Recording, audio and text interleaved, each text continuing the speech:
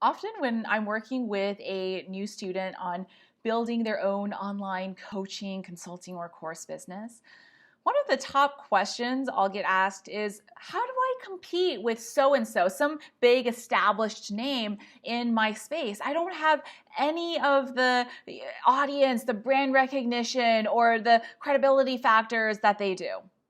And what I always say to them is what I'm going to share with you, where I start with sharing the story of Mean Girls, which I love personally, but which is also a really great lesson in this case.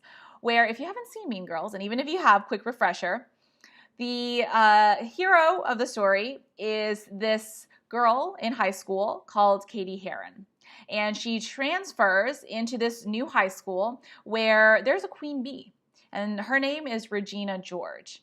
Now, Regina George basically is a queen bee, if you get what I mean. And what she does is she's just mean. She rules the school. And what really pisses Katie off is that Regina steals the guy that Katie likes. And so Katie goes on this mission to destroy Regina. And so Katie and her friends are sitting there and they're plotting, all right, what is it going to take Regina down? And they break down the 3 areas that make Regina so popular. First, it's her hot body. Second, it's her hot boyfriend. And third, it's her following, her 2 super loyal lieutenants. And so what they do is they figure out how to attack each of those things so that she no longer has the hot body, right? Katie gives her really fattening bars to eat. No longer has a boyfriend. They tell the boyfriend that Regina is cheating on him. No longer has the 2 lieutenants by really sowing seeds of distrust and discord among them. And the reason I'm sharing that for you is because Katie didn't say, oh, Regina's the queen bee. She's untouchable. I could never replace her. Instead, she sits down and analyzes the areas that need to be addressed, and then she does it, and she is quite successful at it. So it's the same idea in a less brutal, I would say, way for when you are wanting to become seen as a leader in your industry. You actually have quite a few advantages that more established players don't. And there are 3 things I'm going to walk you through today to help you become quickly seen as a leader in your industry and to really stand out for your clients. So the first thing that you need to create to really attack is really powerful content. There's a specific term for this. I didn't come up with it. It's been around for a really long time. It's called infotainment, where it's a combination of information and entertainment. And what happens when you create information that's both useful and entertaining by telling it through stories, kind of just like I did with Mean Girls, or sharing fun ways to really basically both give value and make it interesting.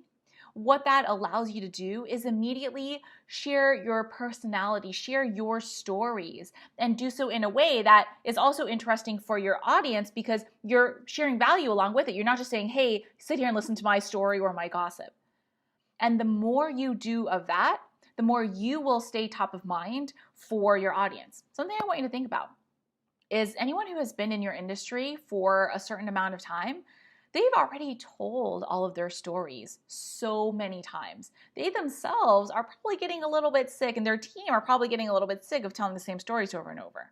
And so it's lost some of its freshness, and a lot of their audience has heard it too.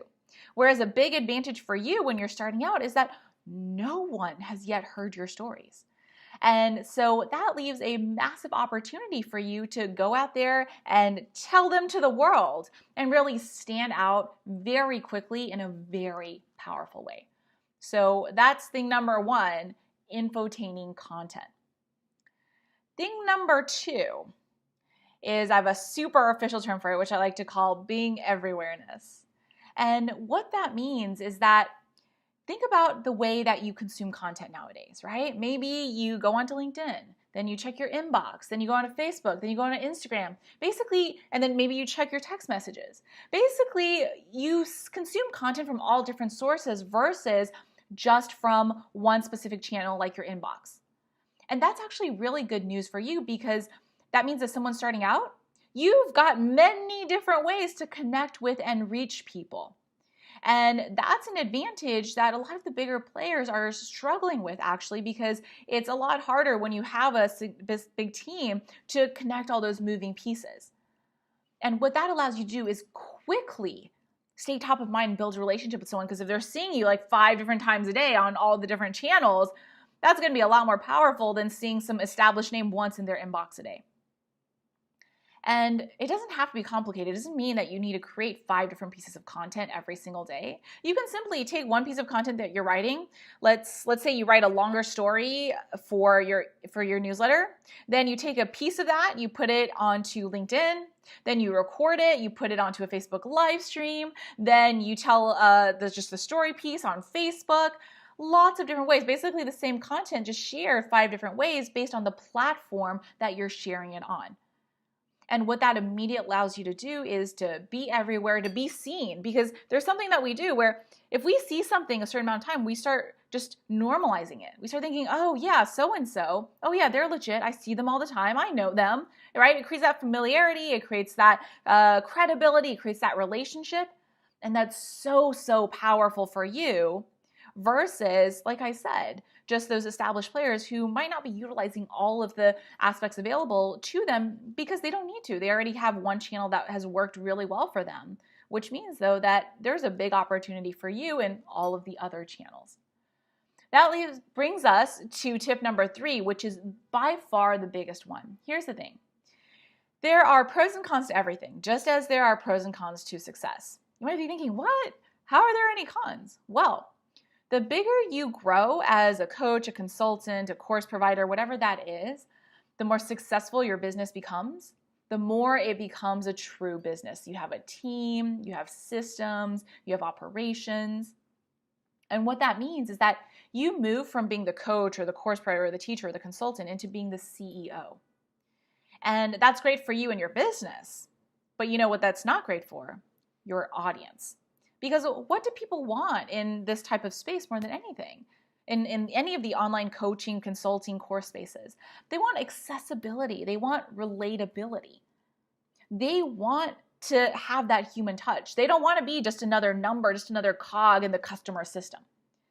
And so what that means for you is it means that when you're starting out, that's an advantage you want to hit the ground with and let people know, hey, so-and-so might be super established, but guess what? They're not going to give you the personal attention that I am. They're not going to be checking in on you. They're not going to be giving you all this support. They're not going to care because they kind of can't as much about you as I am, especially when I'm starting out and I'm needing to prove to the online world that, hey, I've got this experience and I'm good at it, but I need to prove it in a whole new way online by helping my clients get results.